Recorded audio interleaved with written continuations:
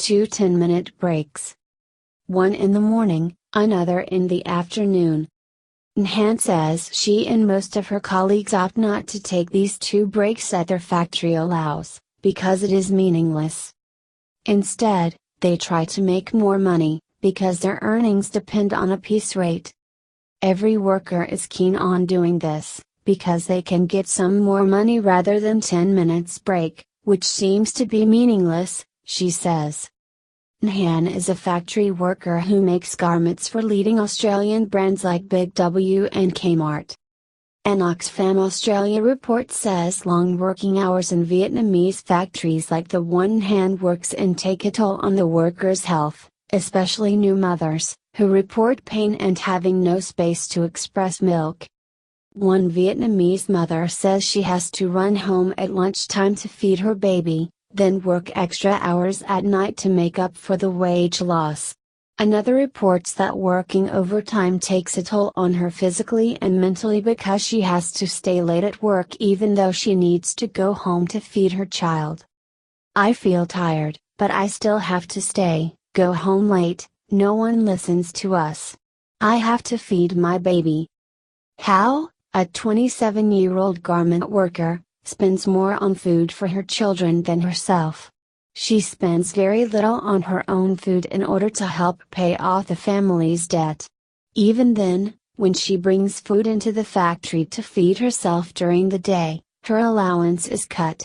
She does it anyway, because she would go hungry otherwise. Damning indictment. These poignant anecdotes are related in the Oxfam Australia report, which is a damning indictment of leading Australian brands like Target and Cotton on that pay scant attention of the plight of workers in factories even as they rake in millions of dollars in profit each year. The report exposes the ways in which Australian companies drive wages down and impose harsh working conditions, despite clear commitments on important fundamental rights at work in their codes of conduct. The companies pressurize factories in many ways, including fierce price negotiations, jumping between contracts instead of establishing long-term relationships, squeezing lead times for orders. They operate with a separation between their ethical and standard staff and their buying teams, who negotiate directly with factories, the report says. It notes, one factory owner even reported the extensive measures a company had taken to keep their clothing safe in case of a fire, but a lack of interest from the very same company in fire safety measures for the workspaces where people sew their clothes. Made in Poverty. Titled Made in Poverty, the report is based on interviews held last April and July with 474 workers in Bangladesh and Vietnam.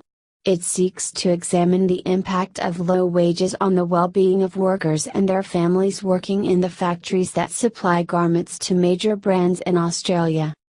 The 2 countries were chosen as they were key sourcing countries for Australian clothing brands, making up almost 10% of the clothing imported by Down Under in 2017, and their share of the market has been growing in recent years.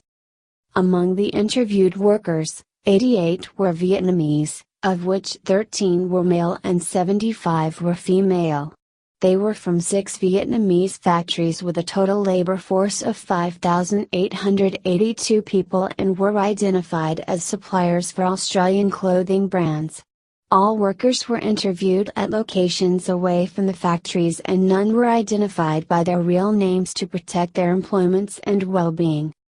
The national average minimum wage in Vietnam is around $197 per month, which is 64 and 37% of the living wage compared against the Global Living Wage Coalition and the Asia Floor Wage, respectively. 74 and 99% of Vietnamese garment workers earn below the living wage compared against the Global Living Wage Coalition and the Asia Floor Wage, respectively, according to the report. With such low wages, 70% of the workers reported that their income was not sufficient to meet their needs, 28% feel their wages were not sufficient to sustain their families for the whole month, while 37% said they had to borrow from friends, relatives or neighbors to fill in the income expenditure gap, the report added.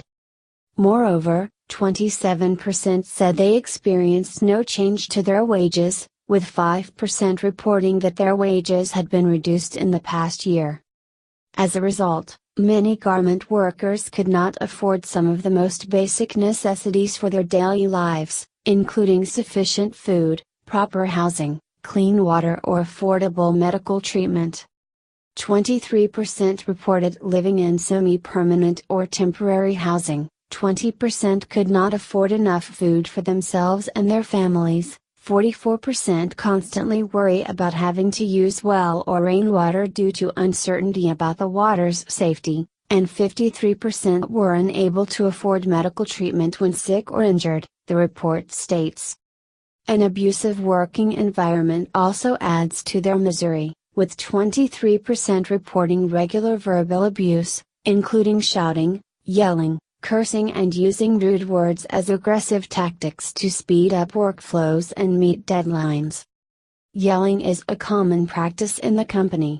The management slap on the table, on the chair, use bad words.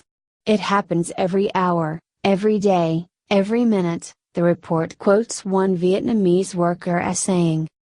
Dirty tricks.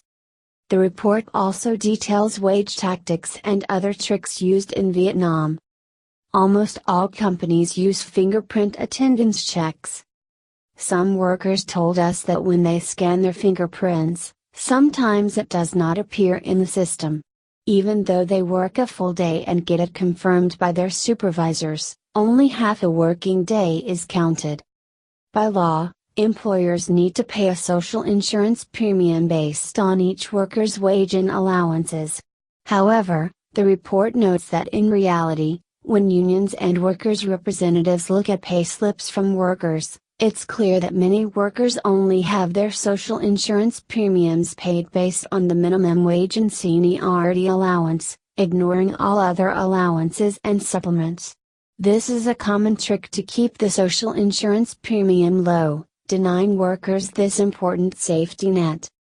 Despite such appalling working conditions, most workers decide to keep their heads down and carry on, constrained by their personal circumstances and choices. 1 in every 4 workers interviewed said they constantly feared losing their jobs.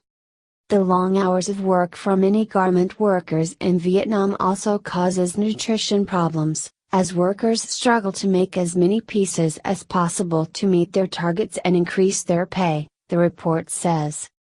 Among workers in one factory in Vietnam, it was reported that there is a concept of selling annual leave. This meant that when a team failed to complete their weekly or monthly production target, the team leader would ask the workers to work overtime and sell workers' annual leave to the company, meaning that workers are voluntarily not taking their owed leave.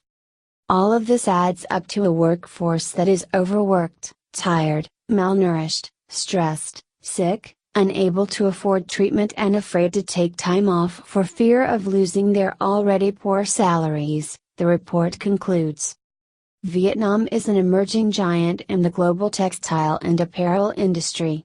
There are around 6,000 textile and garment manufacturing firms operating in Vietnam, in which 84% are privately owned, 15% funded by foreign direct investment, FDI, and 1% are state-owned. The industry employs around 2.5 million people, according to the report. The report says that brands should implement, monitor and make credible commitment to living wages in their supply chains and be transparent and fair when dealing with human rights abuses, while governments should develop, legislate and implement plans to protect laborers. It will not take much for Australian brands to do their bit. A 2017 Oxfam showed that the cost of the average piece of clothing sold in Australia would increase by just 1% to ensure that workers in Australian garment supply chains earned a living wage.